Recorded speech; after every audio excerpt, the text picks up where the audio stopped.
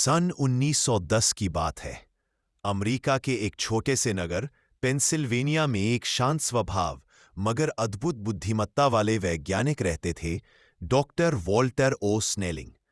लोग उन्हें गैसों का जादूगर भी कहते थे, क्योंकि हवा में बहती अनदेखी शक्ति को वे बोतल में कैद कर लेते थे। एक दिन दोपहर के समय उनके घर के बाहर एक घोड़ा गाड़ी रुकी। गाड़ी से उतरा एक युवक, जिसकी जेब में एक अजीब सी केरोसिन की बोतल थी। बोतल का ढक्कन हल्का सा खुलते ही फुस की आवाज निकलती, मानो कोई अदृश्य शक्ति बाहर आने की कोशिश कर रही हो। युवक घबराकर बोला, डॉक्टर स्नेलिंग, इस बोतल में ऐसा क्या है कि ढक्कन खोलते ही यह उबलने लगती है? स्नेलिंग की आंखों में चमक आ गई।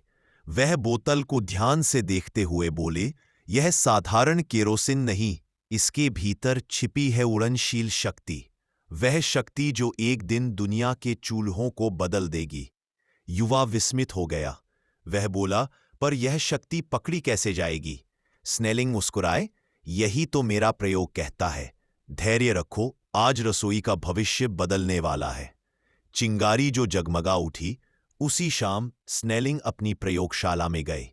कमरा बोतलों, नलियों, भाप और धुएं से भरा था। उन्होंने बोतल से निकल रही गैस को एक मजबूत लोहे के पात्र में भरा और ठंडा करने लगे। गैस ठंडी होते ही अचानक तरल बन गई। स्नेलिंग उछल पड़े। यही है वह चमत्कार। गैस को तरल बनाकर सुरक्षित बोतल में रखा जा सकता है। जरूरत पड़ने पर यह फिर गैस बनकर ताकत दे सकती है। यह वह ऐतिहासिक क्षण था जब लिक्विफाइड पेट्रोलियम गैस यानी एलपीजी के विचार का जन्म हुआ। दुनिया यह नहीं जानती थी कि एक वैज्ञानिक की जिज्ञासा घर घर के चूल्हों में आग बनकर चमकेगी। पहली बार जब गैस ने चूल्हा जलाया, कई महीनों के प्रयोगों के बाद स्नेलिंग ने एक बोतल में अपनी तरल गैस भरी, फिर एक छोटा सा बर्नर जोड़ा। बर्नर का नॉब घुमाते ही गैस बाहर आई और नीली लौ से चिंगारी चमकी। वह क्षण स्नेलिंग के जीवन के सबसे चमकदार पलों में से एक था।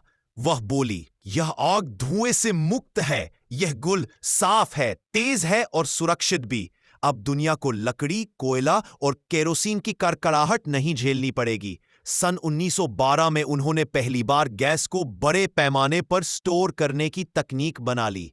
बाद में कंपनियों ने इसे अपनाया और धीरे धीरे पूरी दुनिया में एलपीजी पहुंचने लगा। भारत में पहुंचने की कहानी, भारत में एलपीजी पहली बार सन 1955 के आसपास पहुंचा और 1960-70 के दशक से यह घरों की रसोई में फैलने लगा। गांवों, कस्बों और शहरों की रसोई में चूल्हे की जगह सिलेंडरों ने ले ली। अब धुएं की काली परतें नहीं, बल्कि साफ सुथरी नीली लौ ने पकवानों में खुशबू घोलना शुरू किया। कहानी का मोड़, गैस से बचाव की समझ। एक रात स्नेलिंग प्रयोगशाला में बैठे थे।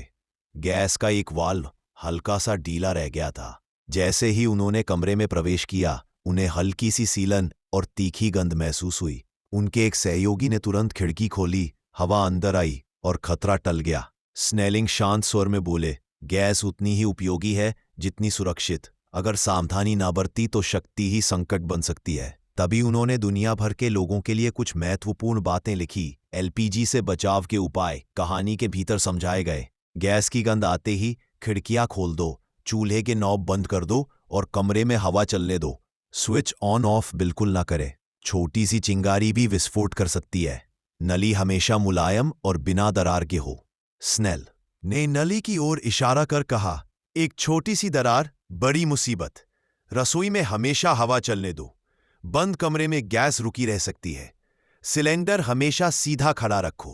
रेगुलेटर समय समय पर चेक कराओ। कहानी का अंत, एक वैज्ञानिक का सपना। स्नेलिंग अपने आखिरी वर्षों में मुस्कुराते हुए कहा करते थे, मैंने उसकी दिशा बदली है। आज हर रसोई में जलती नीली लौ मेरे उस सपने की याद दिलाती है कि विज्ञान जब इंसान की जरूरत समझता है तो घर घर में खुशियां बांट दे पाए। और आज भी जब रसोई में सिलेंडर से गैस निकलती है और नीली लौ जगमगाती है, तो वह 1910 का वही क्षण चमक उठता है जब एक वैज्ञानिक ने बोतल में छिपी अदृश्य शक्ति को पहचानकर दुनिया की रसोई बदल दी।